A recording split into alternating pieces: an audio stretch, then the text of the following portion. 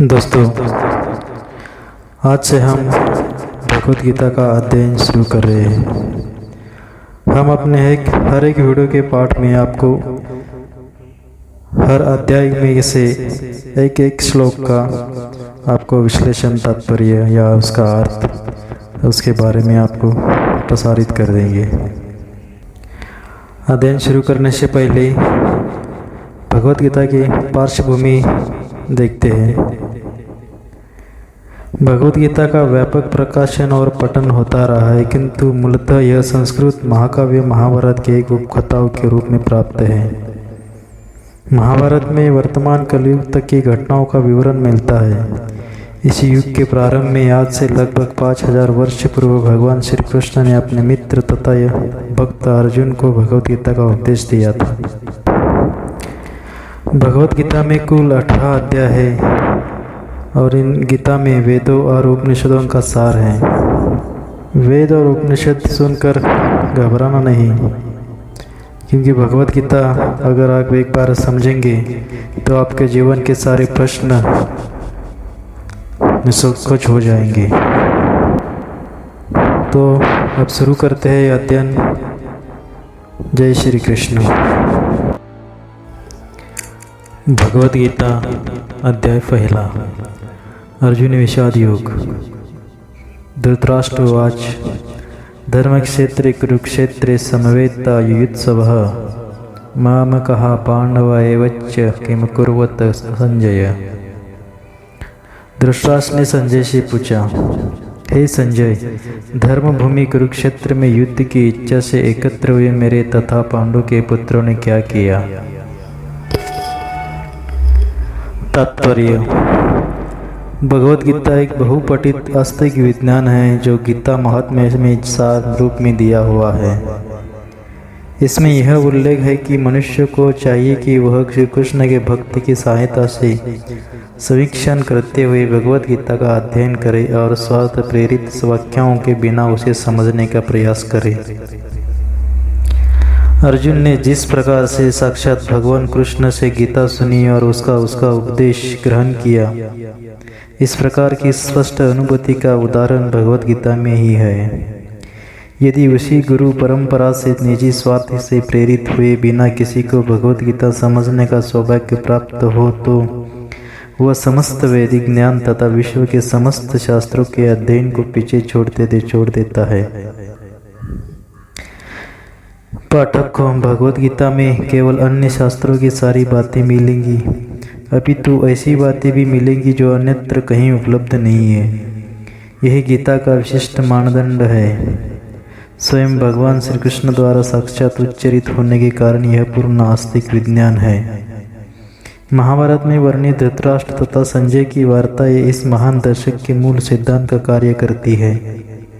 माना जाता है कि इस दर्शन की प्रस्तुति कुरुक्षेत्र के युद्ध स्थल में हुई, जो वैदिक युग से पवित्र तीर्थ स्थल रहा है।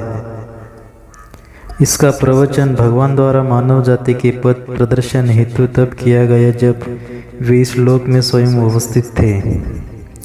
धर्मक्षेत्र शब्द सामर्थ्य है, क्योंकि कुरुक्षेत्र के युद्ध स्थल में अर्जुन के पक्ष में श्री भगवान स्वयं उपस्थित थे। कौरवों का पिता धृतराष्ट्र अपने पुत्रों की जय विजय की संभावना के विषय में अत्यधिक संदिग्ध था। अतः इसी संदेह के कारण उसने अपने सचिव से पूछा, उन्होंने क्या किया। वह आश्वस्त था कि उसके पुत्र तथा उसके छोटे भाई पांडु के पुत्र कुरुक्षेत्र को युद्धभूमि में निर्णयात्मक संग्राम के लिए एकत्र हुए हैं।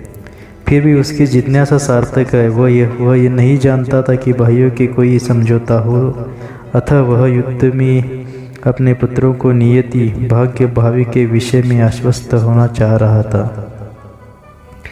क्योंकि इस युद्ध को कुरुक्षेत्र में लड़ा जाना था, जिसका उल्लेख वेदों में स्वर्ग के निवासियों ने लिए भी तीर्थ स्थल के रूप में हुआ है। अतः धृतराष्ट्र अत्यंत भयभीत था कि इस पवित्र स्थल का युद्ध के परिणाम पर न जाने कैसा प्रभाव पड़े।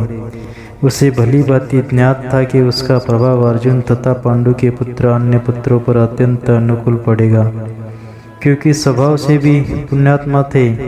संजय श्री व्यास का शिष्य था, अतः उनकी कृपा के संजय धृतराष्ट्र के कक्ष में बैठे बैठे कुरुक्षेत्र के युद्धस्थल का दर्शन कर सकता था। इसलिए धृतराष्ट्र ने उससे युद्धस्थल की स्थिति के विषय में पूछा। पांडव तथा धृतराष्ट्र के पुत्र दोनों ही एक वंश से संबंधित है, किंतु यहाँ पर धृतराष्ट्र के वाक्य से उसके मनोभाव प्रकट होते हैं। उसने जानबूझकर अपने पुत्रों को कुरु कहा और पांडु के पुत्रों को वंश के उत्तराधिकार से विलग कर दिया। इस तरह पांडु के पुत्रों अर्थात अपने भतीजों के साथ धृतराष्ट्र की विशिष्ट मनस्थिति समझनी जा सकती है। जिस प्रकार ध्यान के खेत से अवांछित पौधों को उखड़ दिया जाता है, उसी प्रकार इस कथा के आरंभ से ही ऐसी आशा की जाती है कि जहाँ धर्म के पिता श्री कृष्ण उपस्थित हो, वहाँ कुरुक्षेत्र रूपी खेत में दुर्योधन आदि धृतराष्ट्र के पुत्र रूपी अवांछित पौधों को मूल समस्त नष्ट करके युधिष्ठिर आदि नितांत धार्मिक पुरुषों का स्थापना की जाएगी। यह धर्म क्षेत्र तथा कुरुक्षेत्र शब्दों के उनकी ऐतिहासिक तथा वैदिक महत्ता के अतिरिक्त से यही सार्थकता है। धृतराष्ट्र बहुत बेचैन था। उसके मन की बेचैनी ही संजय को बार बार पूछ रही थी कुरुक्षेत्र के रणभूमि में क्या हो रहा है, और उसके बेचैनी का कारण ये था कि उन्होंने पांडुपुत्रों के साथ बहुत अन्याय किया था, और इस युद्ध भूमि में पांडुपुत्रों के साथ साक्षात भगवान श्री कृष्ण थे। धृतराष्ट्र युद्ध भी नहीं चाह रहा था, लेकिन उनके पुत्र दुर्योधन ने उन्हें युद्ध करने पर मजबूर किया। और दुर्योधन का जीवन तो शकुनी जो उनके मामा थे, उन्हें तो हमेशा धर्म में ही जीना सिखा दिया।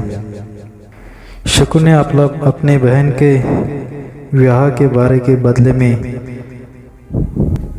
इनके साम्राज्य में विष घोल रहा था, और वो अपनी बहन का पुत्र ही इस राज्य का राजा बने, यही उसकी इच्छा थी।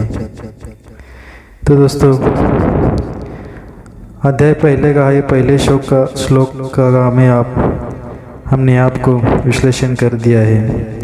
अगले पार्ट में आपको इसी अध्याय के दूसरे श्लोक का विश्लेषण और उसका तात्पर्य, उसका अनुभव आपको शेयर करेंगे।